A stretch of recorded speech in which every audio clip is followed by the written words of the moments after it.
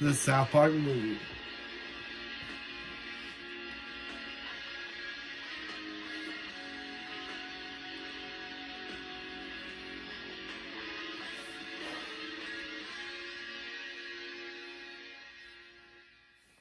Hello, I'm the nostalgia Hey, Greg. guy. Remember, so you don't have to. In a time where maybe, just maybe, more and more people are seeing animation as more grown-up than most grown-up entertainment, you gotta think about those anime films that blurred that line in the past. You got your Fritz the Cat, your Akira's, your Sausage Parties, movies that showed American audiences there can be anime films exclusively for adults. And of course, the 1999 film that challenged the ideas of censorship, scapegoating, and while having a show that oftentimes was the center of all three. And of course, talk about the foul-mouthed wonders themselves, South Park. Bigger, longer, and Unlike other anime films based on shows made over a decade earlier, South Park had a bizarre contract that said they needed to make a movie along with their show. Maybe because the show was so low budget and quick to produce, they figure a movie would be easy, I'm not sure. But rather than waiting for the popularity to kind of die down, the movie was released arguably at the peak of their success.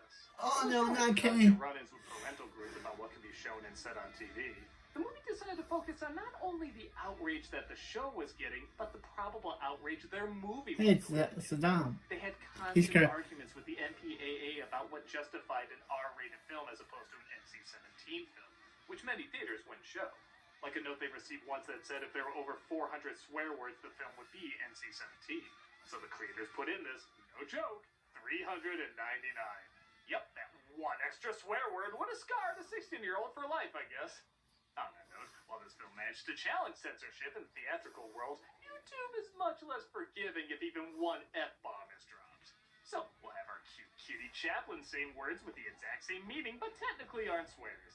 So advertisers can rest assured people who don't want to deal with the real world don't have to. Yep, Kenny going. Right, Chaplin? You said it, feces digester. Already off to a great start. Let's take a look at South Park, bigger, longer, and uncut. Actually, the title itself is a perfect sum up of the ridiculousness of MPAA standards. The original title was South Park All Hell Breaks Loose, but the MPAA wouldn't allow a title with the word hell in it.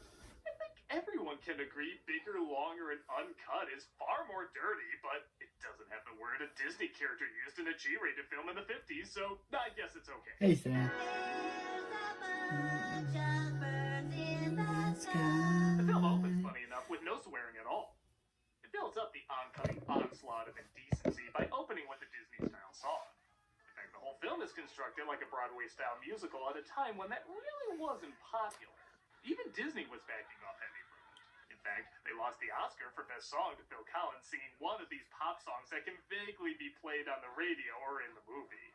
Oh, wait, I'm sorry. Was totally meant for just the movie. The fact that it could be played on the radio as well, just pure coincidence. Okay, if the South Park guys could eventually stop with this joke, so can I.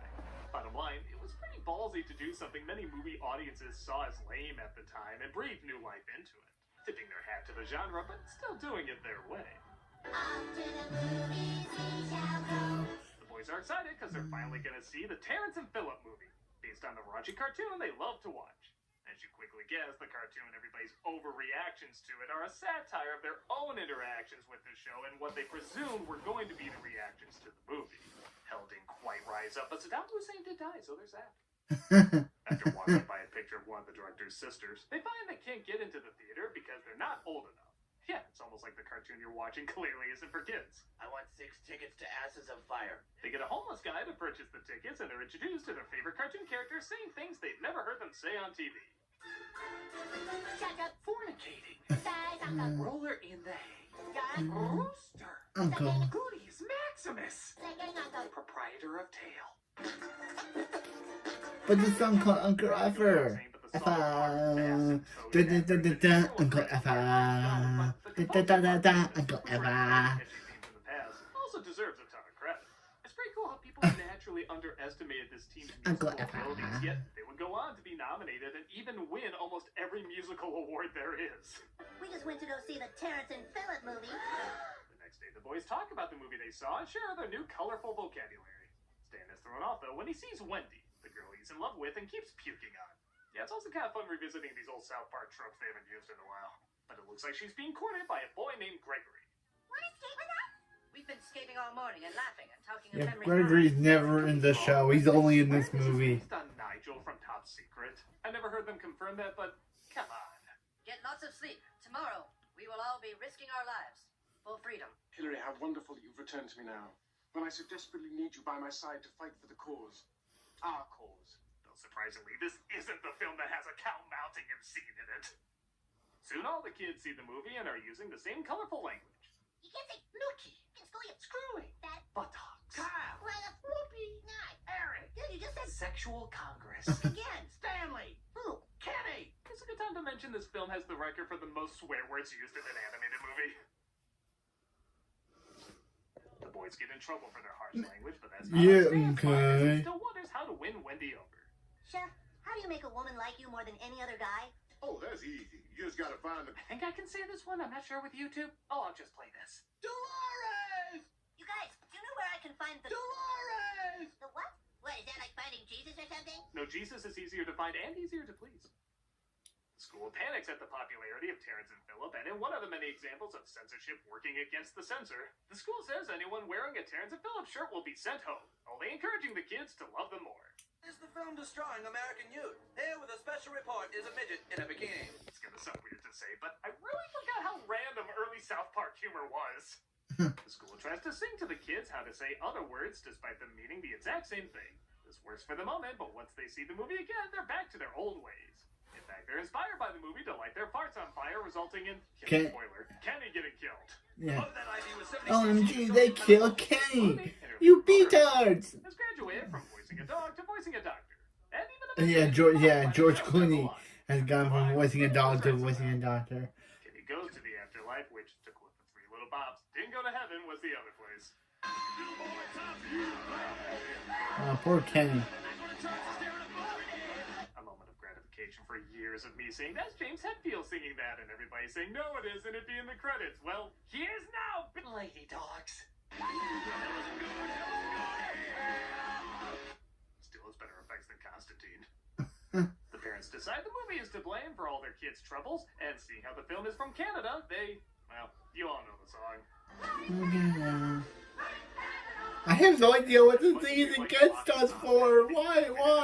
Why is Matt and Trey hate us? Robin Williams sing it does show they can have a brain every once in a while. Not enough to give it to them, but okay, I'm moving on. This, of course, is a satire of outrage culture, claiming media is destroying the sensitive minds of the country, and censorship is the only answer. Never realizing their outrage might be doing more harm than good. This is, no surprise, still practiced today, as it ping-pongs in between political extremes. Yeah, remember, boycott is totally This is different. from uncut, jail. motherfucker. Something only the other side does, not us. Shut up, Cartman. Welcome, Terrence and Phillip. A bunch of parents show up to cancel Terrence and Phillip. I mean, boycott, sorry, just again, so different. When Conan O'Brien, voiced randomly by Brent Spiner, and Brooke Shields, voiced also randomly by Minnie Driver, turns them in to the authorities. I farted once on the set of Blue Lagoon. I didn't know I needed a Canadian cartoon slapping Brooke Shields, but that might be the funniest scene in the movie. You loved our movie, Conan. What have I done? Truth be told, I think this entire scene exists just to show Conan on his own show. I sound like that? Well, hello, fellows. Nice to have you here. The Canadian government gets back at them, though, by bombing the Baldwins. As if they weren't bombed most of the time. Do you know what sucks about being a Baldwin? Nothing. Yeah, they're bombed. Fear not, the same team will be much nicer to the Baldwins in the future. Global warming and corporate America. And no doubt the Baldwin name will always be associated with something good. The U.S. declares war on Canada, and Kyle's mom takes over as Secretary of Offense. That's good. Announcing that Terrence and Phillip are to be executed. Again, a nice jab that Americans are fine with vulgar violence just as long as non-vulgar language is being used. Meanwhile, back in hell, okay, you gotta love a film when that's a segue. Kenny is being tortured by Satan and his lover, a constantly aroused Saddam Hussein. Man, this is getting me so hot. Let me do my job, please. Rub my nipples while I torture this little piggy. I know this is played for laughs, but if you've seen the paintings at his home, this honestly isn't far off. Gonna get song. Cal's mom for starting this war, and the kids start to band together to protest it.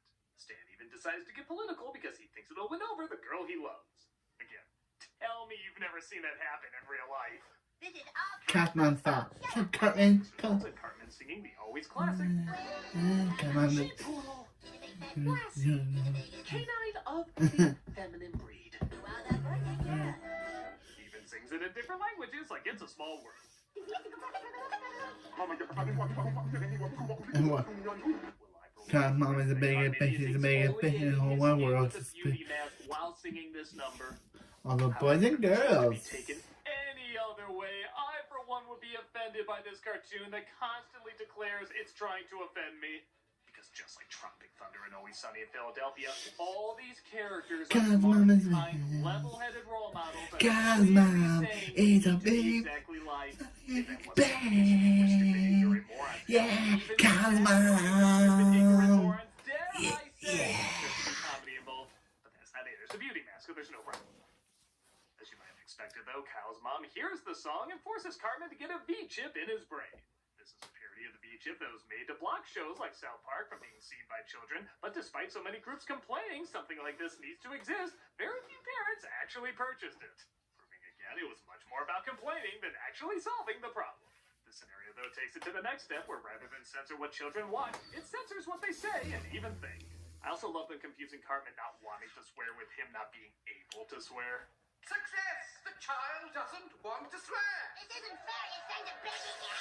I should know. People joked they wanted to crucify me because I joked about crucifixion. At least I think they were joking about it. It's also pretty great all these parents talking about how important their children are while totally ignoring their own children.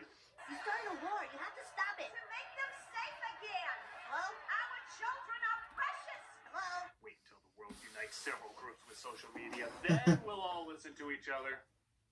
In the same way so many kids are introduced to classical music via Looney Tunes, I think a lot of us were introduced to Brian Boitano through this song. I'm sure he'd kick an ass or two. That's what Brian Boitano do. And if you're wondering what Brian Boitano thinks of it, It's been great being a small part of your journey on South Park. well, that makes writing a punchline hard, so... You all. Get me a fucking brownie. Haha, he sucks. Next scene. The boys send a message to all the kids saying they want to help Terrence and Philip. They all need to meet up. Meanwhile, Kenny hears that Satan is going to take over the world once Terrence and Philip are killed, as is told in the prophecy that clearly they're not putting much effort into. We used to talk all night long until the sun came up. Well, yeah, because I was still waiting to get you in bed, dummy. Okay, so here's kind of a confession I have about this movie. It's always around this point that I remember it. I love talking about this film. I look back on it fondly. I remember the commentary, songs, and a fair amount of laughs. But I also have to admit, it can get a little boring. And I don't think it's a coincidence that it's around the half-hour mark where I start to think that. Because South Park is a half-hour show. If you're going to drag this out in an hour-and-a-half movie, though, there's two issues. One is you can't rely on the animation being visually interesting for that long because, well, it's South Park. That's part of the joke. It's cheap animation. For an hour-and-a-half, though, that's a pretty long time to look at this cheap-ass style. But in that case, the comedy really has to be upped, and it's good. It's clever commentary. It does make me laugh at times. But there are long stretches where the jokes are a little weak or include scenes that don't even end on a joke. The Brian Boitano spray. There's nothing really that funny about that. This scene ends with them naming the group. The password is La Resistance. And that never got a laugh when I saw it in the theater. And don't get me wrong, it's not like every scene has to have a laugh, but for an hour-and-a-half of visually dull and not particularly complex characters, unless there's continually songs or jokes, there's not going to be that much entertainment in the moment. Granted, they were making this while they were also working on the next season. And Yeah, they're making it while they're working on season 4, so yeah, it is impressive. I find surprisingly this is quite common with comedies that have memorable jokes or commentary, like Krampus or Borat or Life Aquatic.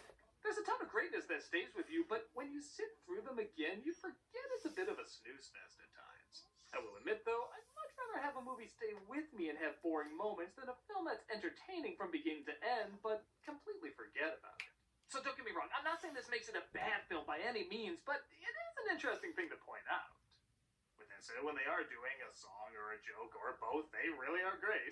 I love they try to make Satan the Lord of Darkness almost like a longing Disney princess.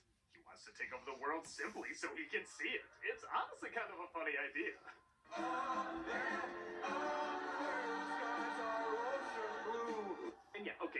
think this is that deep a song, but for audiences just looking for fart jokes, I guess some of these lyrics can be a little challenging. Without evil, there can be no good, so it must be good to be evil sometimes. Can you get a little bit more distance from Sodom when you say that? The kids meet up, and despite Stan trying to be the leader, Gregory takes charge. And I think it only figures my favorite song in the movie is a combination of all the songs. Seriously, this song is just so damn good. The counterpoint melodies, the orchestrations. It's like Les Mis if the singing was intentionally bad. The only downside is, it reminds me this movie needs more Butters. Yay, Butters! He's my favorite character, we need more of him. I'll accept Yeah. the artificial version. I can't believe it's not Butters. Dom whips out his weapon of mass destruction, which I'll admit, watching at home isn't that funny, but in a theater, Christ, does this get a big laugh, so I think it balances out. We need to speak with the mole. They get help from a kid called the Mole. Okay, come on, Butters could have been the Mole. Maybe he wasn't that popular yet, I don't know. And Sodom sings a song to Zane about how he'll be better to him. But I can change, I can change. I can learn to keep my promises, I swear it. While the song is fine on its own, it is the only musical number where I start to feel people squirming in their seats. It's the Chirp Charlie of the flick. You'll get through it fine, but you always forget it's in the movie. Welcome to the USO show. There's the USO show before the execution of Terrence and Phillip, which includes Big Gay Al and Winona Ryder. Here's my famous ping pong ball trick. There, I didn't miss one. She really stole the show. Yes, 2023. The only other thing we got her is this meme. What am I supposed to do with this? Big Gay Al also sings his song, and it looks like part of his name was exaggerated. He's actually bi. And the Canadians attack, just as Stan finds the... Dolores! Tell me how to get women to like me. Dude, you just have to have confidence in yourself. Chicks love confidence. I'm confident no matter what I do, this is still going to get me age restricted. On that note, Operation Human Shield puts all the black soldiers in the front to be shot first, but they move out of the way, letting the others get nuked. You some people gonna die? Wait. Are you insinuating that Jar Jar is the same actor as that guy? Oh my god, I'm amazed! Stan leads the kids, but Terrence and Phillip get killed off, allowing hell to rise. Carmen's V-chip starts malfunctioning, though, and starts shocking others whenever he swears. So, of course, vulgar language saves the day. I also love how the big final swear he uses is just Barbara Streisand's name. Intimate relations. Stool. Member. Posterior. Globes. Pocket rocket. Hound dog of the fair sex. Mouth. This kind. Front bottom. Downstairs. Rectum. Bitch. I have had enough of you. Satan kills Saddam, and Satan gives Kenny any. Yeah, but somehow he returns in season 3. Somehow he returns He would back. have to go back to hell also. This results in Kenny finally revealing himself, and I'm kind of torn on this. I love it. On the one hand, this was a big selling point in the trailers. See what Kenny looks like. Kenny McCormick. And it is a little funny that, well, he looks like any other kid. Goodbye, you guys. He's wife of It's Mike also cool Judge. we got animation legend Mike Judge to voice it. I'm not crying. Just, I gotta get out of here. It's kind of funny that they just redub the voice with his regular Hank Hill voice. Like it even sounds like. I don't know. It's not bad. I just think it's done better late. I'm not sure. I could be alone on that. It's kind of weird that that Mike Judge should not use his. How did Mike Judge do that voice? Because he ironically accepted he would go to hell, and the final song is sung. Even Free Willy does a big jump at the end. And that was South Park. Still a good movie. And uncut, both dated, but It's still relevant. It's still one of the best movies. I think issues of censorship and passing. I watched it like a others week for ago and I things still they love don't it. like is always going to be a thing. Just like sophisticated humor and immature humor are always going to be a thing. So it makes sense a movie like this would combine all that.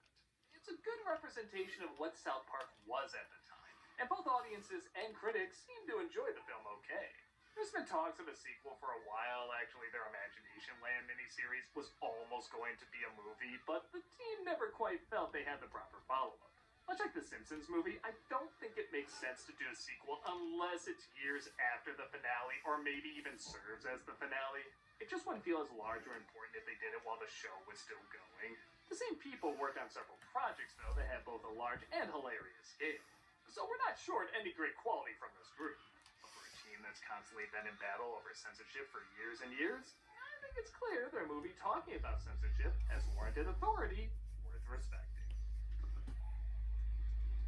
I'm a nostalgia critic guy, remember? So you don't have to.